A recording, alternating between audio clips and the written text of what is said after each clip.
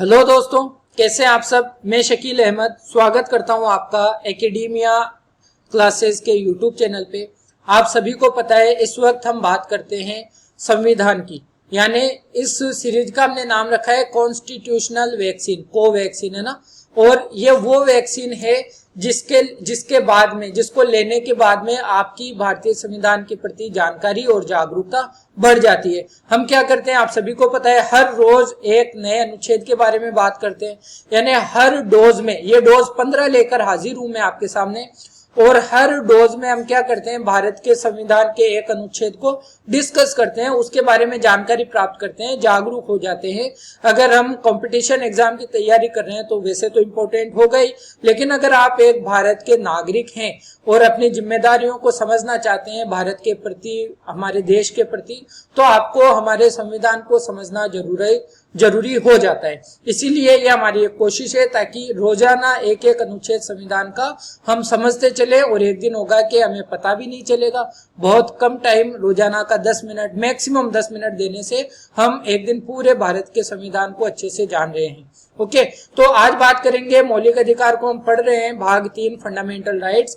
भारतीय संविधान का वह भाग जिसका उल्लंघन होने पर नागरिक सुप्रीम कोर्ट जा सकता है अपने अधिकारों की रक्षा के लिए। अधिकारों की बात करें तो स्वतंत्रता के अधिकार हम पढ़ रहे थे अनुच्छेद 19 से 22 तक। अनुच्छेद 19 और अनुच्छेद 20 की हमने बात कर ली थी। अगर आपने नहीं देखे हैं पिछले वीडियो तो जरूर देखें, क्योंकि सीक्वेंस से देखेंगे तो चीजें बेहतर समझ में आएगी। आज बात करेंगे अनुच्छेद 21 की। बहुत ज्यादा इंपॉर्टेंट अनुच्छेद है आपके और हमारे, यानी भारत के हर नागरिक के लिए।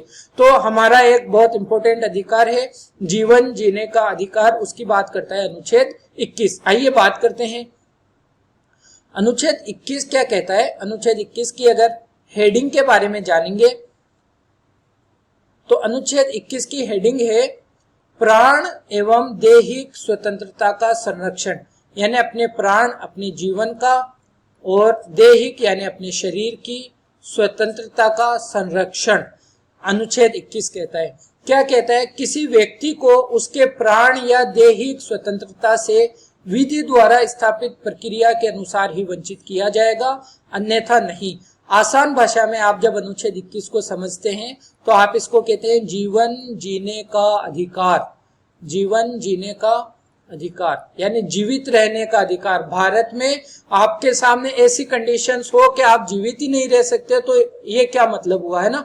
भारत सरकार ऐसी सिचुएशंस आपके सामने खड़ा कर दे कि आप जीवित ना रह सके तो क्या मतलब है। और जीवन भी कैसा जीवन, इज्जत वाला जीवन, गरिमापूर्ण जीवन, गरिमापूर्ण जीवन जीने का अधिकार, इज्जत के साथ जिंदगी जीने का अधिकार। ऐसा नहीं है कि जानवरों के जैसे आप जी रहे हो। चीन का उदाहरण ले, चीन में उइगर मुस्लिम्स जो हैं, जिंदगी तो वो भी जी रहे हैं ना, लेकिन क्या उनको अधिकार है, क्या उनको जीवन जीने की स्वतंत्रता है, क्या वो अपने हिसाब से जिंदगी जी रहे हैं। उनको गुलाम बना के रखा हुआ है। तो ऐसा नहीं कर सकती सरकार हमारे साथ, राज्य हमारे साथ ऐसा नहीं कर सकता। हमें जीवन जीने का अधिकार है, लेकिन किस तरह से, इज्जत के साथ जीवन जीने का अधिकार है, गरिमापूर्ण जीवन जीने का अधिकार है। जीवन तो जिएंगे लेकिन अपने हिसाब से जिएंगे। सरकार हमें हर बात में क्या नहीं दे सकती, आदेश नहीं दे सकती कि आपको कैसे जीना चाहिए। सरकार आपके जीवन को कंट्रोल नहीं कर सकती। आपकी कुछ प्राइवेसी होती है, वो प्राइवेसी आप तक रहने का अधिकार है। तो अनुच्छेद 21 को हमारी सुप्रीम कोर्ट ने समय समय पर बहुत व्याख्या की है इस अनुच्छेद की। और ये अनुच्छेद जितना छोटा आपको वर्ड्स में नजर आ रहा है ना, उतना ही बड़ा इसके मायने हैं। अभी हम आगे देखने वाले हैं कि जीवन जीने के अधिकार के अंतर्गत क्या क्या चीजें आती है। लेकिन आप ये देखें कि जीवन जीने का अधिकार है, लेकिन इज्जत के साथ, गरिमापूर्ण जीवन जीने का अधिकार। अब गरिमापूर्ण जीवन जीने के लिए जो भी चीजों की जरूरत होगी वो सब हमारे जीवन में आता है, हमारे अधिकार के अंतर्गत, अनुच्छेद 21 के अंतर्गत शामिल हो जाता है। जैसे फॉर एग्जाम्पल, अगर आप बीमार होते हो तो आपको सुरक्षित रखने के लिए, आपको स्वस्थ रहने के लिए डॉक्टर की जरूरत होती है, तो आपको चिकित्सा का अधिकार है ना।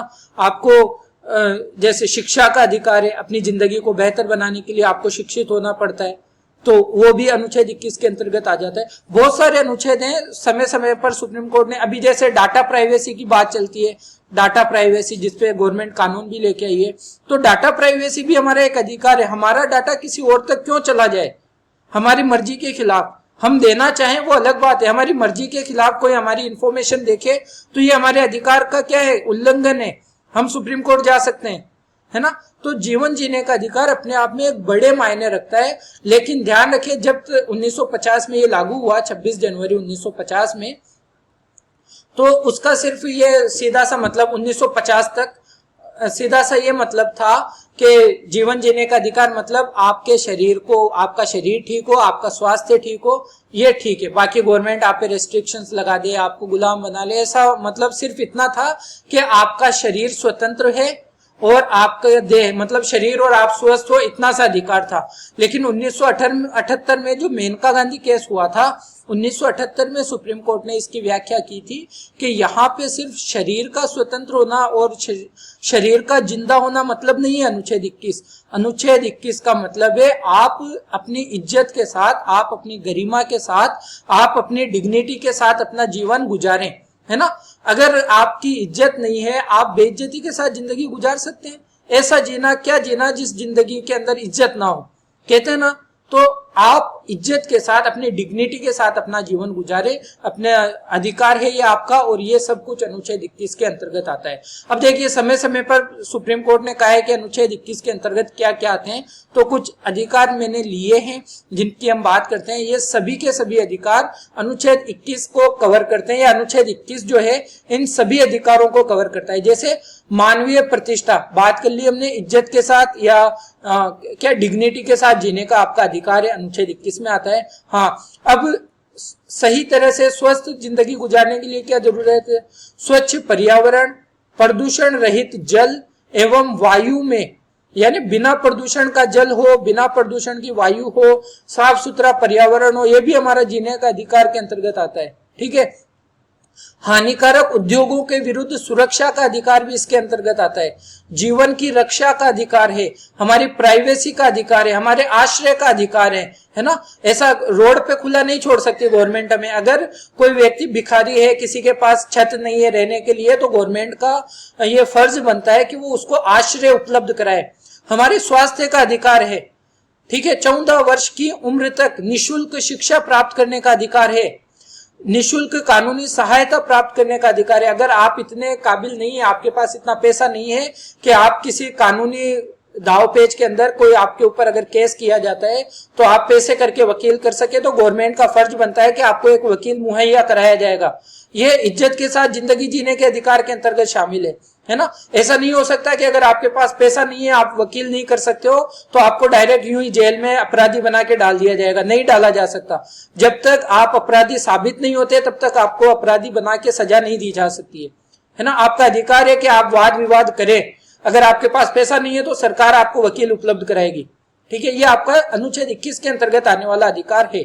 अकेले कारावास में बंद होने के विरुद्ध अधिकार। पहले देखा जाता था ना, काल कोठरी में अकेले व्यक्ति को कारावास में डाल देते थे। अकेले व्यक्ति को कारावास में नहीं डाल सकते, ठीक है। ये उसका अधिकार है, उसका हनन होता है उसके अधिकार का कि वो अकेला नहीं रखा जाए, उसे दूसरे जो अपराधी लोग हैं जिनको सजा मिल रही है उनके साथ में रखा जाए। अगर वो अकेला रहेगा, कोई उसके आसपास नहीं रहेगा, तो उसके अधिकार का उल्लंघन होता है, ठीक है। अकेले नहीं रखा जा सकता। फिर त्वरित सुनवाई का अधिकार। अगर कोई केस है तो उसकी त्वरित सुनवाई की जाए। ये अलग बात है कि हमारे करोड़ों केसेस पेंडिंग पड़े, लेकिन ये हमारे अधिकार के खिलाफ है। अगर आपका कोई केस है तो उसके बारे में तुरंत सुनवाई हो, खासकर आपराधिक केसों में। अगर किसी को मतलब शक के आधार पर गिरफ्तार किया जाता है और समझो कि उसको गिरफ्तार करके 2 साल उसकी सुनवाई ना हो, तो अगर वो बेकसूर है तो क्या होगा, उसके 2 साल कौन वापस देगा, है ना। तो त्वरित सुनवाई का अधिकार है।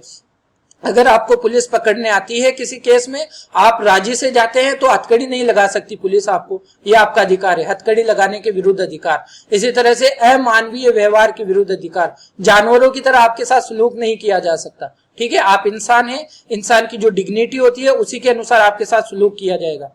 देर से फांसी के विरुद्ध अधिकार। अब जरा अंदाजा लगाइए, किसी मुजरिम को फांसी की सजा दे दी गई है, उसे पता है मुझे फांसी होने वाली है, और अब उस फांसी में देर करें तो हर पल नहीं मरेगा वो, भाई मुझे कब फांसी होगी, अब फांसी होगी कि कब फांसी होगी। तो ये भी उसके अधिकार है कि उसको जल्दी से फांसी दे दी जाए अगर उसे फांसी की सजा हुई है तो। विदेश यात्रा करने का अधिकार है।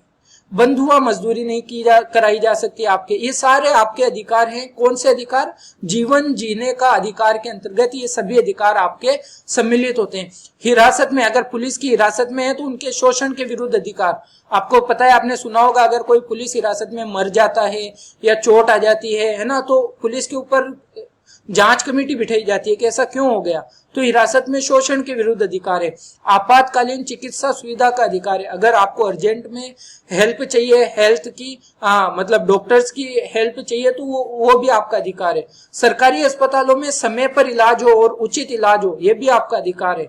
अब वो अलग बात है, हमारा इंफ्रास्ट्रक्चर इतना अच्छा नहीं है कि हम इलाज नहीं पा पाते, अच्छा इलाज हमें नहीं मिल पाता है, लेकिन ये हमारा अधिकार है। हम सुप्रीम कोर्ट जा सकते हैं अगर हमारा सरकारी हॉस्पिटल्स में उचित टाइम पे, एक तो पहली बार टाइम पे इलाज ना हो और उचित इलाज ना हो, ठीक है। आपको कोई धिक्कार नहीं सकता है, आपका अधिकार ही है। राज्य के बाहर ना जाने का अधिकार, आपको जबरदस्ती अपने राज्य से बाहर नहीं भेजा जा सकता है। अभी तो और है। निष्पक्ष सुनवाई का अधिकार, पक्षपात नहीं होना चाहिए सुनवाई हो तो। कैदी के लिए जीवन की आवश्यकताओं का अधिकार, कुछ आवश्यकताएं बेसिक नीड्स है। अगर कोई कैदी है तो ये नहीं है कि उसके साथ जानवरों जैसा सलूक आप करेंगे, नहीं किया जा सकता। महिलाओं के साथ आदर और सम्मान पूर्वक व्यवहार करने का अधिकार, ये भी अधिकार है। अच्छा, ये है ना जो अनुच्छेद 21 है, अगर इसका उल्लंघन कोई आम आदमी भी करता है, कोई नागरिक भी करता है, तो उसके ऊपर भी केस हो सकता है, सिर्फ राज्य की बात नहीं है। अब महिलाओं के साथ अगर मैं अच्छा व्यवहार नहीं करता तो मेरे ऊपर केस किया जा सकता है, ये अनुच्छेद 21 है, राइट। सार्वजनिक फांसी के विरुद्ध अधिकार, पब्लिक के लिए आपको फांसी नहीं दी जा सकती है। सुनवाई का अधिकार, सूचना का अधिकार, राइट टू इंफॉर्मेशन, पता है आपको।